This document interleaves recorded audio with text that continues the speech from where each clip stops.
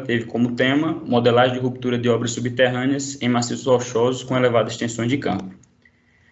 A estrutura dessa apresentação ela está dividida em introdução, revisão bibliográfica, depois eu falarei do contínuo Voronoi Block Model, apresentarei estudos de caso em escala de laboratório de campo e, por fim, falarei dos efeitos das famílias de descontinuidades em escavações com elevadas tensões de campo e as conclusões.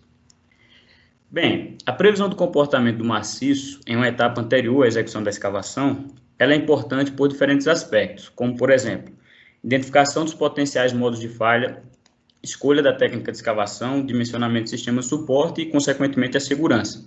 E essa previsão ela impacta em diferentes segmentos, setores de energia, mineração, transportes e até resíduos nucleares. O comportamento do maciço ele pode ser entendido de uma forma simples através dessa matriz proposta por Martin, onde ele coloca como dois fatores preponderantes no comportamento do maciço, a qualidade e os níveis de tensões in situ. Atualmente, nós temos disponíveis diferentes métodos numéricos para prever o comportamento do maciço. Nessa pesquisa, nós focamos mais na aplicação do método dos elementos finitos. O método dos elementos finitos, ele nos dá bons resultados quando aplicado a maciços intactos submetidos a baixas tensões in situ e quando o maciço é altamente fraturado e submetido a elevadas tensões de campo. Nas demais situações, nós temos dificuldades em representar o comportamento utilizando os modelos convencionais. Eu gostaria de destacar as situações circuladas em vermelho, pois nelas as escavações elas estão submetidas a elevadas tensões de campo. Daí, seu processo de fraturamento ocorre pelo surgimento de campos de tensões de tração. Esse processo de fraturamento ele recebe o nome de spalling, e os critérios de ruptura tradicionais que foram desenvolvidos em rupturas baseadas por cisalhamento, como o Morcúlio e o Huck-Brown, eles não conseguem representar esse tipo de ruptura. De forma associada, nós temos excessivos deslocamentos de convergência que recebem o nome de bug, e o ângulo de dilatância ele não consegue capturar completamente o fenômeno de bug. Diante dessas dificuldades, pesquisadores desenvolveram metodologias e modelos capazes de representar a profundidade de ruptura por spalling. Entretanto, o fenômeno de Book ele ainda continua a ser uma representação numérica adequada. É importante destacar também que essas pesquisas elas focaram em maciços rochosos intactos. Assim, o papel das famílias de descontinuidades nas escavações com elevadas tensões de campo ainda não foi bem definido. É diante dessas lacunas que nós propomos nessa pesquisa uma nova abordagem numérica denominada de Continuum Voronoi Block Model, ou CVBM. Essa abordagem ela foi construída utilizando o programa RS2 da Rock Science e com ela nós traçamos os seguintes objetivos. Confirmar o CVBM como ferramenta para representação do processo de ruptura em ensaios de laboratório, desenvolver uma metodologia de calibração do CVBM para ensaios de laboratório, confirmar o CVBM como ferramenta para retroanalisar a ruptura de escavações com elevadas tensões de campo e, por fim, avaliar a influência das famílias de descontinuidades nas escavações com elevadas tensões de campo. Antes de aprofundar mais sobre o CVBM, é importante falarmos sobre o comportamento das rochas duras em laboratório. Em laboratório, quando submetidas à compressão, as rochas duras elas desenvolvem tensões de tração. Essas tensões de tração, elas surgem em decorrência das fissuras pré-existentes e principalmente por conta da heterogeneidade da rocha, que vem dos diferentes tipos de minerais, diferentes contatos e especialmente por conta da heterogeneidade geométrica, que é um dos principais fatores pelo surgimento desses campos de tensões. Devido a essas tensões de tração, o processo de fraturamento que ocorre durante a compressão, ele é dividido em 5 etapas. A primeira, denominada de fechamento de fissuras, a segunda, comportamento elástico linear, a terceira, propagação estável de fraturas, a quarta, propagação instável de fraturas e, por fim, a ruptura. A ruptura ela pode ocorrer por dois mecanismos diferentes. Quando estamos trabalhando no estado de compressão simples, ela ocorre por axial splint, onde as fraturas elas se propagam na direção da tensão principal maior. Já quando estamos trabalhando no estado triaxial, a ruptura ocorre por cisalhamento ao longo de um plano. Essas etapas de fraturamento elas são divididas por tensões características: resistência de pico, tensão de dano de fratura, tensão de início de fraturamento e tensão de fechamento de fissuras. Partimos para entender o comportamento dos maciços rochosos com elevadas tensões de campo. A primeira dificuldade encontrada é que ocorre uma divergência entre a resistência verificada em laboratório com a resistência verificada em campo. Isso foi visto a partir de diferentes estudos de caso, onde se observou que a ruptura ocorria quando a máxima tensão na parede da escavação atingia entre 30% a 50% da resistência à compressão simples. Os motivos que levam a essa divergência entre campo e laboratório ainda é um campo de pesquisa em aberto, mas já se sabe que esse comportamento ele é sensível aos níveis de tensões confinantes. Assim, ele é restrito a uma região denominada de concha interna, que é limitada pela parede da escavação até uma profundidade onde a tensão confinante atinge aproximadamente 10% da resistência à compressão simples. Dentro da concha interna, nós temos a divergência entre campo e laboratório. Fora da concha interna, nós temos que a resistência de campo volta a ser compatível com a resistência de laboratório. No interior da concha interna, o processo de ruptura ele ocorre de forma similar ao que ocorre no estado de compressão simples, onde as fissuras pré-existentes elas vão se propagando até formarem macrofraturas paralelas à parede da escavação. Essas macrofraturas elas dão origem também a placas de rocha intactas, que são paralelas à parede da escavação. E ela tende a se autoestabilizar em uma profundidade e formar uma ruptura em formato de V. É importante nós conhecermos essa profundidade de ruptura para que possa ser dimensionado um sistema de suporte capaz de resistir a esse maciço que vai ficar deteriorado e solto de toda a escavação. Após a ocorrência do espole, as placas de rocha elas estão sujeitas a outros mecanismos de ruptura, como flambagem, desplacamento e cisalhamento. Esses mecanismos de ruptura ocorrendo é que geram os deslocamentos excessivos de convergência que recebem o nome de booking. O booking ele é quantificado pelo fator de booking, que é dado pela razão entre o deslocamento na parede da escavação e a profundidade de ruptura. O fator de booking também é importante na questão do dimensionamento do sistema de suporte, para que esse sistema possua capacidade de deslocar de acordo com os deslocamentos esperados para a escavação. O booking ele ocorre por três fatores principais: abertura de fraturas, cisalhamento entre planos e incompatibilidade geométrica dos blocos. É por conta disso que o ângulo de dilatância sozinho ele não é capaz de capturar todo o deslocamento promovido pelo booking. Dessa forma, ainda se faz necessária a utilização de ferramentas empíricas, como esse gráfico proposto por Peter Kaiser. Como um dos objetivos da pesquisa era entender o papel das famílias de descontinuidades nas escavações com elevadas tensões de campo, nós buscamos maneiras de representar essas descontinuidades numericamente. Isso é feito através da rede de fraturas discretas. Nos modelos baseados no método de elementos finitos, as descontinuidades elas podem ser representadas através de elementos de junta, como, por exemplo, o elemento de junta de Goodman, que consiste em um elemento de 4 nós, com espessura nula e um comprimento L definido. Existem diferentes modelos de rede de fraturas discretas, dos quais nós podemos destacar o modelo paralelo determinístico, que trata as famílias de fraturas como paralelas entre si, o modelo Becher, que trata as famílias de descontinuidades com formato circular ou elipsoidal, e o modelo veneziano, que trata as famílias com diferentes formatos poligonais. Esses modelos eles são controlados por parâmetros como orientação, intensidade, persistência, localização e número de famílias de descontinuidades.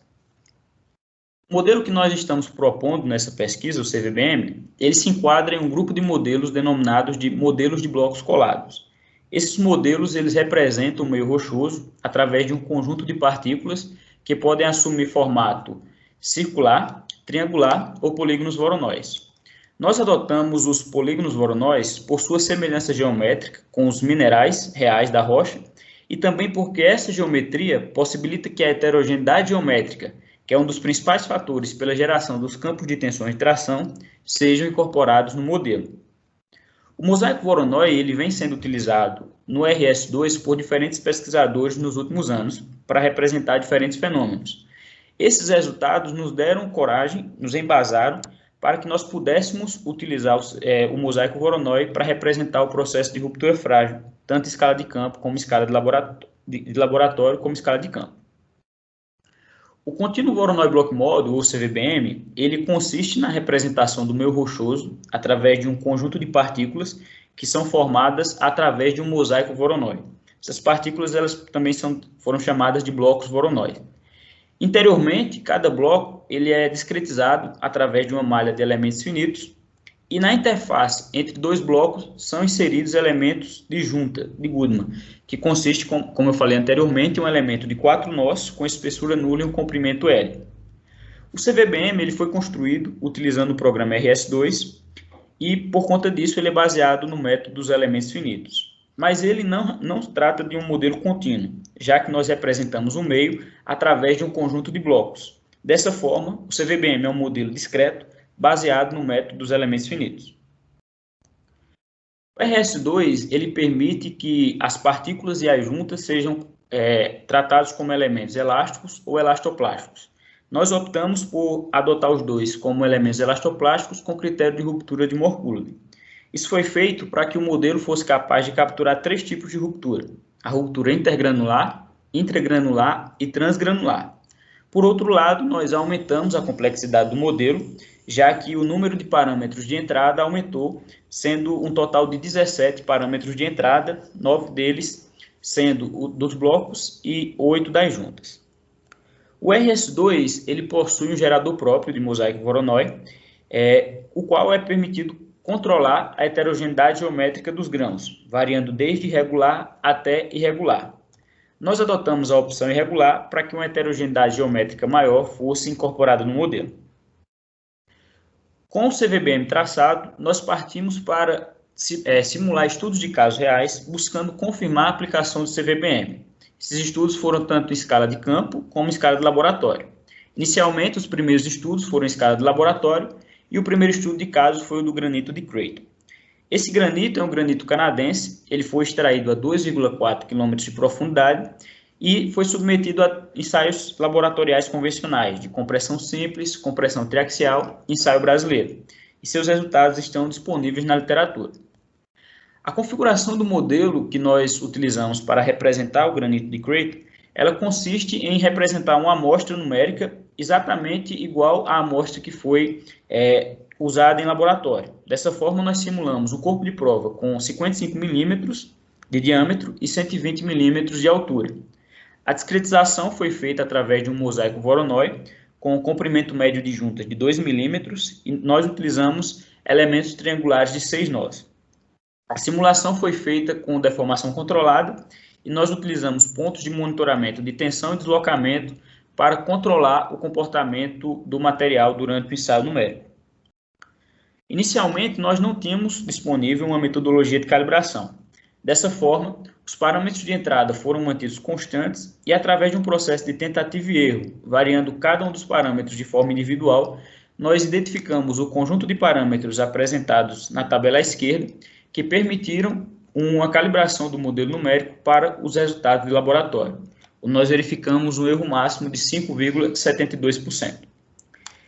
Analisando de forma individual o ensaio brasileiro, nós verificamos que tanto a resistência à tração foi calibrada, de acordo com o resultado laboratorial, como o modelo CVBM foi capaz de capturar a ruptura frágil, típica do ensaio brasileiro. E também o mecanismo de ruptura de divisão axial ocorreu similar ao que foi verificado na amostra de laboratório. Analisando os ensaios, o resultado do ensaio de compressão simples, nós verificamos que o modelo conseguiu capturar 4 das 5 etapas do processo de fraturamento: comportamento elástico linear, propagação estável de fraturas, propagação instável de fraturas e ruptura. O modelo capturou também as tensões características, representando, inclusive, em mais de um gráfico, nós conseguimos identificar essas tensões características. Quando nós partimos para analisar o ensaio de compressão triaxial, nós verificamos que o modelo conseguiu capturar a envoltória não linear, como proposto por Hucke-Braun, mesmo sendo utilizado o critério de ruptura de Mohr-Coulomb tanto nas juntas como nos blocos Voronoi.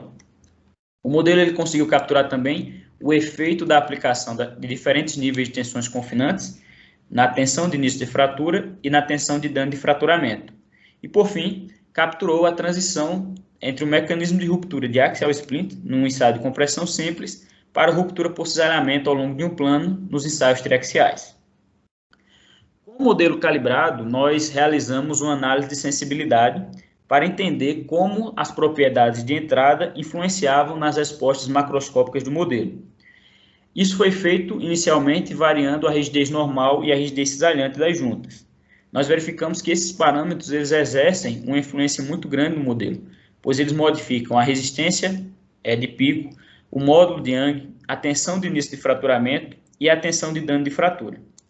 Outros parâmetros avaliados foram o módulo de Young e o coeficiente de poação dos blocos. O módulo de Young dos blocos ele tem uma relação diretamente proporcional com o módulo de Young macroscópico, como era de se esperar, mas ele também influencia na tensão de dano de fratura. Por sua vez, o coeficiente de poação dos blocos, ele também tem uma relação direta com o coeficiente de poação macroscópico, mas ele também influencia a resistência à compressão simples. A coesão dos blocos e das juntas, por sua vez, elas influenciam a resistência à compressão simples, sendo o parâmetro com menor valor o responsável pelo controle dessa resistência de pico. Já o ângulo de atrito dos blocos e das juntas, eles passam a influenciar apenas nos ensaios de compressão triaxial, não exercendo uma influência considerável nos ensaios de compressão simples. Como nós podemos ver aqui, o ângulo de atrito dos blocos, eles exercem uma boa influência sobre a resistência de pico. Já o ângulo de atrito das juntas, ele exerce influências tanto sobre a resistência de pico, como sobre a tensão de dano de fratura e a tensão de início de fraturamento. Por fim, nós avaliamos a influência da resistência à tração dos blocos. Esse parâmetro ele possui uma relação direta com a tração macroscópica, mas também influencia a resistência à compressão simples, a tensão de dano de fratura e a tensão de início de fraturamento. Dessa forma, a tração dos blocos e a rigidez normal e a rigidez salhante das juntas são os parâmetros mais influentes do modelo CVBM. Com essa análise de sensibilidade, nós conseguimos identificar as principais relações entre as propriedades de entrada e as respostas macroscópicas do modelo. E assim nós conseguimos propor uma metodologia de calibração para os ensaios de compressão simples e ensaio brasileiro. Essa metodologia ela está exemplificada através desse fluxograma e nós buscamos confirmar essa metodologia através de um segundo estudo de caso, que foi o estudo de caso do granito Lac du Bonnet Rosa. Esse granito ele também é um granito canadense, extraído no laboratório de pesquisas subterrâneas a 130 metros de profundidade. Nós utilizamos a metodologia proposta anteriormente e após dois ciclos de tentativas, nós chegamos ao conjunto de parâmetros apresentados na tabela superior que permitiram a calibração numérica dos resultados de laboratório. Nós podemos verificar um erro máximo de 6,5%. Confirmando dessa forma a metodologia que nós propomos, destaca-se que ela vai ser de grande utilidade para utilização em trabalhos futuros. Com os estudos de caso em laboratório calibrados, nós partimos então para confirmar o modelo CVBM em escala de campo. Os estudos escolhidos em escala de campo, eles estão diretamente relacionados aos estudos de laboratório. Por exemplo, o primeiro estudo de caso, o túnel Manibai, ele foi construído no mesmo local onde o granito Lac du Bonnet Rosa foi extraído, no laboratório de pesquisa subterrânea no Canadá, mas esse túnel ele foi escavado a 420 metros de profundidade.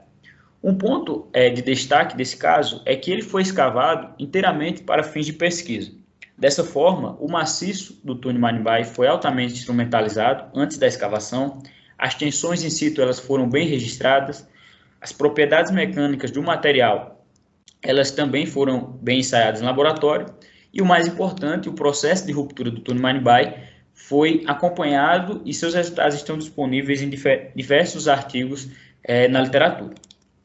O modelo utilizado para representar o estudo de caso do túnel Manibai, ele consiste em um modelo com 50 metros em cada um dos lados, onde foi aplicado restrições de deslocamentos verticais e horizontais em todas as bordas do modelo. O modelo ele foi dividido em 3 regiões: zona externa, a região em cinza, zona interna, essa região em laranja, e a zona escavada, que representa a seção transversal do túnel de 3,5 metros de diâmetro. O modelo CVBM foi aplicado apenas na zona interna, e as demais regiões foram tratadas com materiais elásticos. Isso foi feito para que reduzisse o custo computacional do modelo. A discretização do modelo foi feita utilizando um mosaico Voronoi com comprimento médio de juntas de 7,5 centímetros e elementos triangulares de 6 nós, sendo aplicado uma discretização maior ao redor da escavação, gerando uma malha com aproximadamente 96 mil elementos. nós impomos as tensões in situ, conforme verificadas em campo, e o processo de escavação foi feito através do método da relaxação das tensões, que consiste em excluir a zona escavada, substituindo o contorno da escavação por um conjunto de tensões que se equalizam às tensões induzidas pela escavação. Essas tensões elas vão sendo incrementalmente reduzidas até que nós chegamos no último estágio de simulação com nenhuma tensão aplicada na parede da escavação, simulando então todo o processo de avanço da face do túnel. Por conta disso, a simulação do túnel Manibai, da escavação, foi realizada em 11 estágios. Como os parâmetros de entrada do modelo CVBM eles não são obtidos diretamente do laboratório, nós partimos para uma metodologia de calibração em 2 etapas, consistindo na calibração do laboratório e, posteriormente, calibração de campo. A calibração do laboratório consistiu na realização de 2 ensaios, o ensaio de compressão simples e o ensaio brasileiro. Nós utilizamos o mesmo tamanho médio de juntas do mosaico Voronoi de campo para os ensaios do laboratório. Isso foi feito para evitar problemas de escala. Assim, nós tivemos que simular uma amostra com 4 metros de altura e 2 metros de diâmetro. Os ensaios de laboratório eles foram utilizados para a calibração de 4 respostas macroscópicas, o módulo de Young e o coeficiente de Poisson, resistência à compressão e resistência à tração. Com essas 4 respostas macroscópicas calibradas, nós definimos então que os parâmetros de entrada do modelo estavam calibrados. Entretanto, como existe uma divergência entre resistência de laboratório e resistência de campo, se faz necessário a etapa de calibração de campo. E essa etapa foi feita através de uma redução da resistência do material até que a profundidade de ruptura numérica estivesse compatível com a profundidade de ruptura verificada em campo. E assim nós definimos que o modelo estaria calibrado. Seguindo essa metodologia, nós conseguimos os parâmetros apresentados na tabela à esquerda, que proporcionaram uma calibração numérica dos resultados de laboratório, onde verificou-se um erro máximo de 7,5%. Apesar dessas propriedades estarem calibradas para os resultados de laboratório, quando nós aplicamos elas no modelo de campo, nós verificamos que o maciço permanece praticamente intacto, com apenas alguns pontos de plastificação. Isso claramente não é compatível com a ruptura que ocorreu no túnel Manibai de campo, onde nós verificamos zonas de ruptura no teto e no piso da escavação. Dessa forma, nós partimos para o processo de calibração de campo, que consistiu em reduzir a coesão dos blocos e das juntas. Nós reduzimos esses parâmetros até que foram encontrados o conjunto de parâmetros, coesão dos blocos de 36 MPa e coesão nas juntas de 19,5 MPa, que permitiram uma calibração do modelo. Verifica-se que a profundidade de ruptura numérica esteve compatível com a profundidade verificada em campo e destaca-se que o modelo CVBM conseguiu capturar de forma natural a geometria em V que ocorreu na ruptura de campo. O modelo conseguiu ainda representar explicitamente o processo de fraturamento através da plastificação dos elementos de junta e a ruptura por tração, que não foi verificada visualmente nas paredes laterais do túnel, mas que foram registradas através de instrumentos, também foram capturadas pelo modelo. Com o modelo calibrado, nós conseguimos verificar o processo de deterioração do maciço, à medida que a face do túnel foi avançando. Nós verificamos aqui, à medida que a tensão na parede da escavação vai sendo reduzida, simulando o avanço da frente de escavação, o processo de fraturamento vai ocorrendo e se propagando. O modelo conseguiu capturar ainda o efeito da concha interna, onde nós verificamos que a ruptura por spalling ela ocorreu até uma profundidade onde a tensão confinante é cerca de 20 MPa, que é cerca de 10% da resistência à compressão simples do maciço do túnel Manibai. E, por fim, com os deslocamentos verificados no modelo numérico, nós calculamos um fator de Book da ordem de 2,5%. Esse fator de Book ele é compatível com os resultados numéricos apresentados por Peter Kaiser para um túnel simples como o túnel Manibai. E nós conseguimos verificar o efeito do mosaico Voronoi das juntas nesse deslocamento. O segundo estudo de caso que nós buscamos utilizar para confirmar o modelo CVBM foi o estudo de caso do pilar da mina Crato. Esse estudo de caso ele está diretamente relacionado com o primeiro estudo de caso de laboratório, o do granito de Crato. Ambos foram extraídos na mesma mina, uma das minas mais profundas do mundo, e essa estrutura ela foi escavada a 2,4 km de profundidade. Nessa profundidade, um conjunto de galerias ia sendo escavada para alcançar um corpo de minério. À medida que essas galerias foram sendo escavadas, um sistema de suporte composto por chumbadores, tela metálica e concreto projetado foi sendo instalado. E iam sendo formados pilares entre duas galerias. Um desses pilares foi escolhido para a instalação de extensômetros e os resultados de deslocamento foram registrados, foram publicados por Walton e estão apresentados na figura abaixo. Uma coisa importante a se destacar é o efeito tridimensional que ocorreu nessa estrutura devido às diferentes galerias que foram sendo escavadas. Isso foi um ponto de dificuldade para nós incorporarmos esse efeito tridimensional no modelo bidimensional do CVBM. A geometria do modelo que nós utilizamos para simular o pilar da mina de Creighton está exemplificada na figura à esquerda, onde nós verificamos que o modelo também foi dividido em 3 regiões. A região superior e a inferior representam o teto e o piso da escavação, enquanto que a região central representa o pilar e as galerias laterais 6300 e 6330. O modelo CVBM ele foi aplicado apenas na região central e as demais regiões foram tratadas com materiais elásticos. Isso foi feito para reduzir também o custo computacional da análise. O comprimento médio dos blocos foi utilizado de 7,5 centímetros e nós utilizamos também uma malha composta por elementos triangulares de 6 nós na discretização. Uma densidade variável foi aplicada, que resultou em uma malha com aproximadamente 30 mil elementos.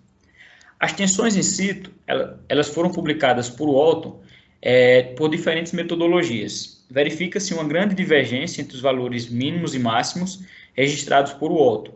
Dessa forma, nós não conseguimos definir um parâmetro único para ser incorporado no modelo, e assim decidimos que as tensões in situ fariam parte do processo de calibração, sendo respeitados os limites apresentados por Walton. É importante destacar também que, independente da metodologia utilizada, foi verificado que a tensão principal maior se encontrava inicialmente na horizontal e a tensão principal menor encontrava-se na vertical. A sequência de escavação foi feita utilizando também o método da relaxação das tensões, sendo aplicados 7 estágios para cada uma das galerias. O que diverge do processo do método de relaxação das tensões utilizado no túnel Manibai para o do pilar foi que no último estágio nós aplicamos uma tensão confinante de 1,7 MPa, representando a pressão do sistema de suporte, um sistema de suporte equivalente ao que foi instalado nas galerias. Para incorporar no modelo bidimensional o efeito das outras galerias que não estavam simuladas explicitamente no modelo, nós incorporamos no contorno superior um conjunto de deslocamentos verticais. Dessa forma, mais 6 estágios foram acrescentados na simulação. Então, a simulação completa foi realizada com 21 estágios, sendo cada estágio relacionado a um processo de escavação específico e a um período de tempo definido. A metodologia de calibração do pilar da mina Creighton foi similar ao que nós utilizamos no modelo do túnel Manibai, partindo no processo de calibração do laboratório, finalizando em um processo de calibração de campo. Em laboratório, nós buscamos calibrar para esse modelo apenas 2 propriedades, módulo de Young e coeficiente de Poisson. Isso foi feito já que nós havíamos verificado que a resistência do laboratório estava sendo incompatível com a resistência de campo.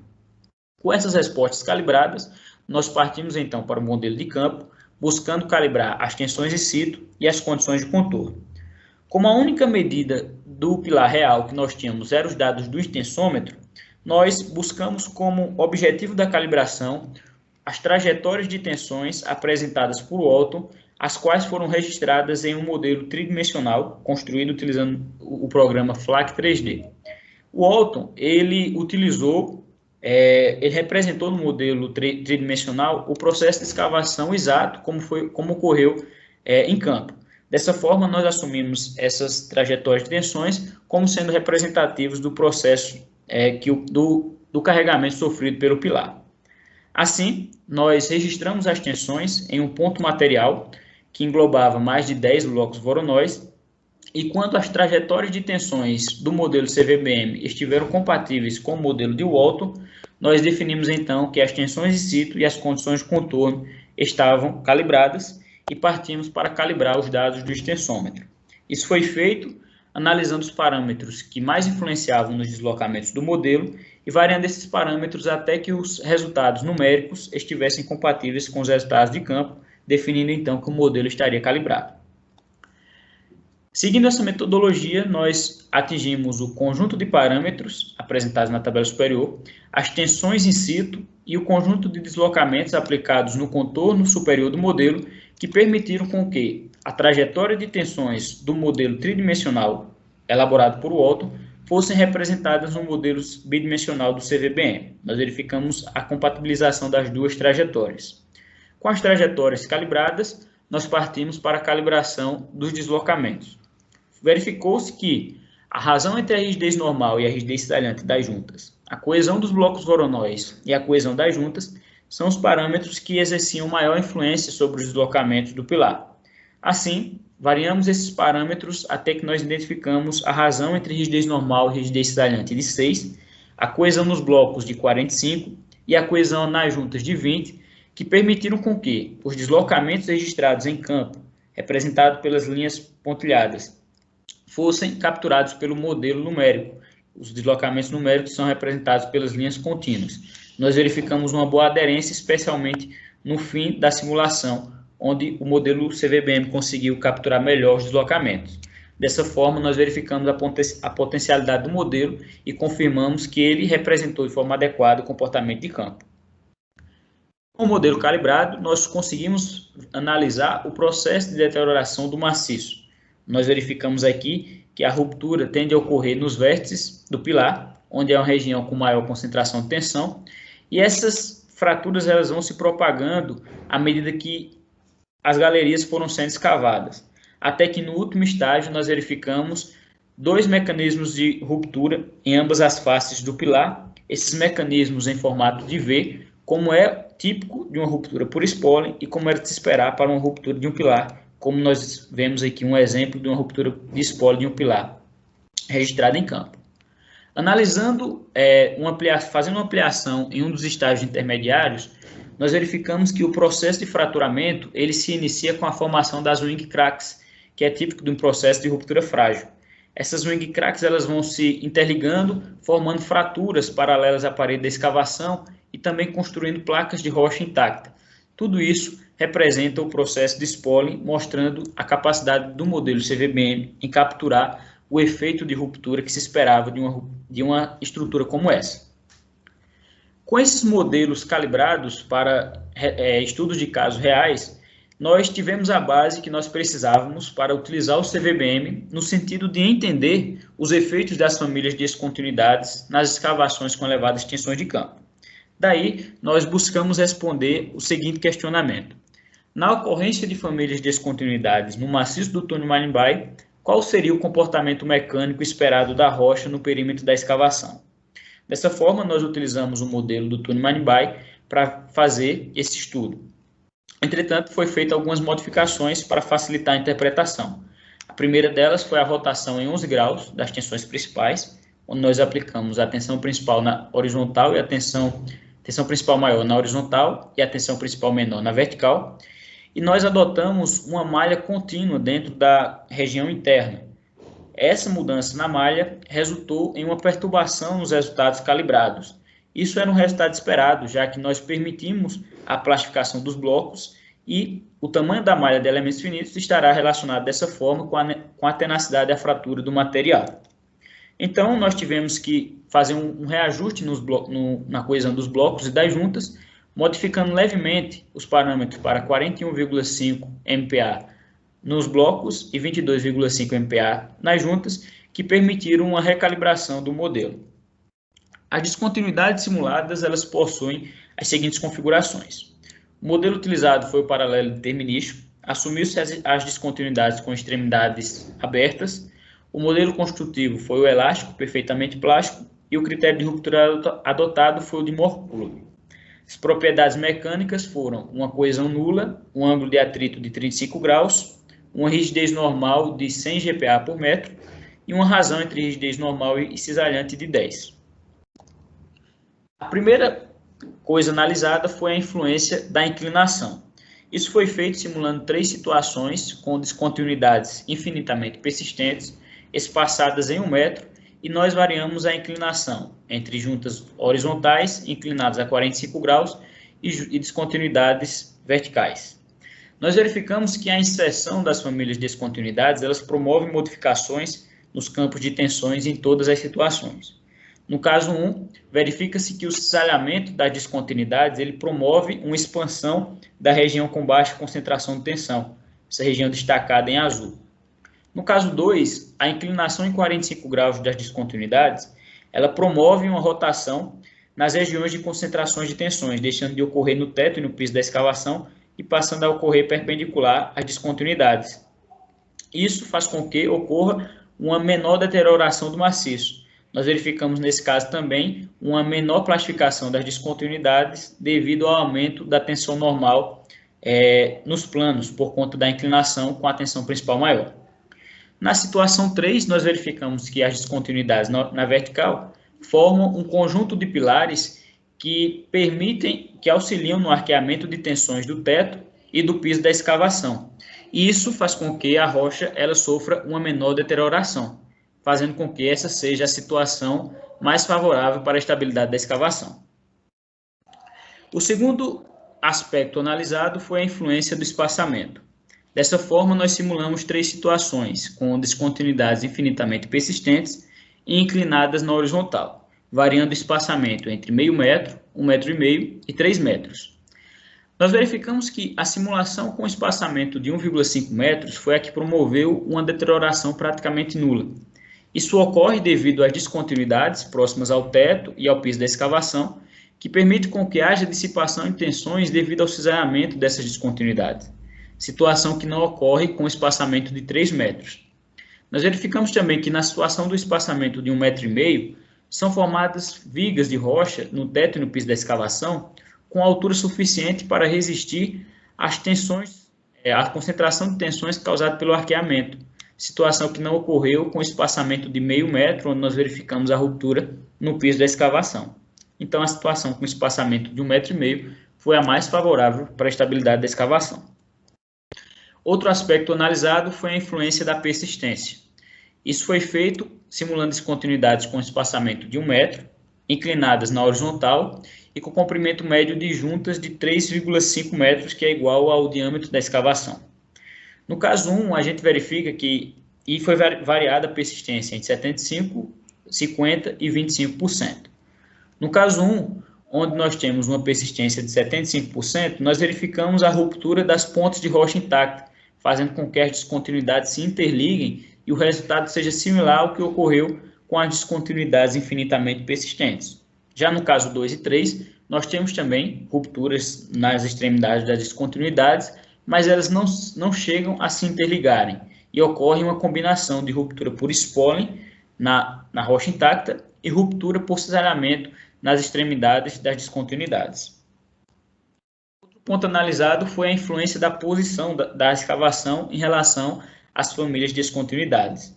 Assim, nós simulamos descontinuidades espaçadas de 1 metro, inclinadas na horizontal, com comprimento médio igual ao diâmetro da escavação e com a persistência de 25, e variamos a posição da escavação em relação a essas descontinuidades. No caso 1, as descontinuidades, quando elas estão próximas ao teto e ao piso da escavação, elas restringem a ruptura por spalling, fazendo com que seja uma barreira para essa ruptura se propagar. No caso 2, nós verificamos que a descontinuidade tangenciando o teto da escavação permite um alívio de tensão, promovendo assim a manutenção da integridade da rocha, situação que não ocorre no piso da escavação, onde nós não temos uma descontinuidade para aliviar as tensões, e assim ocorreu ruptura por spalling. Já a situação 3, nós temos que ocorreu uma ruptura conjunta de spalling na rocha intacta e ruptura por cisalhamento nas extremidades das descontinuidades. Outro ponto analisado foi a influência das propriedades mecânicas. Isso foi feito variando o ângulo de atrito e a razão entre a rigidez normal e a rigidez cisalhante. Verifica-se que a variação das propriedades mecânicas elas modificam o número de descontinuidades plastificadas, mas, por outro lado, essas propriedades elas não produzem grandes alterações na ruptura da rocha intacta, a não ser que altos valores sejam empregados, como é o caso de um ângulo de atrito de 45 graus e uma razão entre rigidez normal e rigidez cisalhante de 100, onde nós verificamos uma ruptura generalizada no teto da escavação nessas duas condições. Por fim, foi avaliado o efeito da aplicação de duas famílias de descontinuidades. Assim, simulou-se duas famílias com as mesmas propriedades mecânicas, com descontinuidades infinitamente persistentes e espaçadas de 1 metro, variando a inclinação de cada uma das famílias. Na situação 1, a família 1 foi simulada na horizontal, enquanto que a família 2 estava na vertical. No caso 2, a família 1 estava na horizontal e a família 2 estava inclinada a 45 graus. E no caso 3, a família 1 estava inclinada a 45 graus e a família 2 a menos 45 graus. Nós verificamos que em todas as situações ocorrem concentrações de tensões nas intersecções entre as descontinuidades, promovendo assim plastificações espalhadas ao redor de todo o maciço. No caso 1, ocorreu ruptura por spoiling no teto e no piso da escavação, mas essa ruptura ela foi restringida pelas descontinuidades próximas a essa região. No caso 2, a inclinação em 45 graus da descontinuidade da família 2 de descontinuidades promoveu uma menor concentração de tensões no teto e no piso, fazendo com que ocorresse também uma melhor distribuição. Assim, a integridade do maciço foi mantida. No caso 3, nós verificamos uma distribuição ainda mais uniforme ao redor de praticamente toda a escavação, fazendo com que o maciço permaneça praticamente intacto, sendo então essa situação verificada que promoveu uma maior estabilidade à escavação. Todos esses resultados permitiram com que nós chegássemos às seguintes conclusões. Nesse trabalho, nós propomos uma nova abordagem numérica, o qual foi denominada de Continuum Voronoi Block Model. Com essa abordagem, nós desejávamos representar processos de ruptura frágil em escala de laboratório e em escala de campo. Nesse sentido, nós elaboramos modelos numéricos de ensaios laboratoriais para duas rochas reais, o granito de Creighton e o granito lac do Bonaire Rosa. O CVBM ele conseguiu retratar as características mais relevantes do comportamento da rocha em laboratório, as quais nós podemos destacar propriedades elásticas, mecanismos de ruptura, resistência à tração, resistência à compressão e as tensões características, tensão de início de fraturamento e tensão de dano de fratura, tanto em condições confinadas como em condições não confinadas. A partir do modelo calibrado, nós realizamos um estudo de sensibilidade no qual foi verificado que a razão entre a rigidez normal e a rigidez cisalhante e a tração dos blocos voronóis são os parâmetros que exercem uma maior influência sobre os resultados macroscópicos do modelo. A partir dessa análise de sensibilidade, uma metodologia de calibração para ensaios brasileiro e ensaio de compressão simples também foi apresentada e ela foi testada com um segundo estudo de caso, o caso do granito lac do Bonaire Rosa. Dessa forma, essa metodologia foi confirmada e ela servirá para trabalhos futuros que venham a utilizar o CVBM. Outros dois estudos de caso foram elaborados em escala de campo, o caso do túnel Manibai e o caso do pilar da mina Creighton. Os resultados numéricos eles foram compatíveis com o comportamento registrado em campo, sendo o CVBM capaz de capturar o processo de deterioração do maciço, com o surgimento das wing cracks e formação de spoiling, a profundidade e a geometria de ruptura em formato de V e os deslocamentos registrados em campo. Por fim, nós elaboramos estudos paramétricos para entender a influência das famílias de descontinuidades nas escavações com elevadas tensões de campo. Verificou-se que a presença de descontinuidades nas escavações com elevadas tensões de campo tende a promover um alívio de tensões devido ao cisalhamento que essas descontinuidades sofrem. Assim, a ocorrência de um maciço com descontinuidades numa escavação com elevadas tensões de campo tende a favorecer a estabilidade da escavação, um resultado que vai de encontro ao que se verifica nas escavações mais superficiais. A inclinação e a posição das descontinuidades adjacentes à escavação são os fatores mais primordiais na estabilidade das escavações profundas. Dessa forma, esses fatores devem ser avaliados durante uma etapa de projeto. Todos esses resultados confirmam o CVBM como uma ferramenta potencial para modelagem numérica de obras subterrâneas submetidas a elevadas tensões. Nós destacamos que os trabalhos anteriores não representaram um processo de fraturamento por meio de modelos baseados no método de elementos finitos, como foi feito utilizando o CVBM. E pontuamos que os modelos baseados no método dos elementos finitos, eles gozam de um amplo reconhecimento, tanto por parte da comunidade acadêmica, como por parte da comunidade técnica. Isso potencializa os impactos dos resultados apresentados nessa pesquisa. Eu chego aqui ao fim da minha apresentação e agradeço a todos.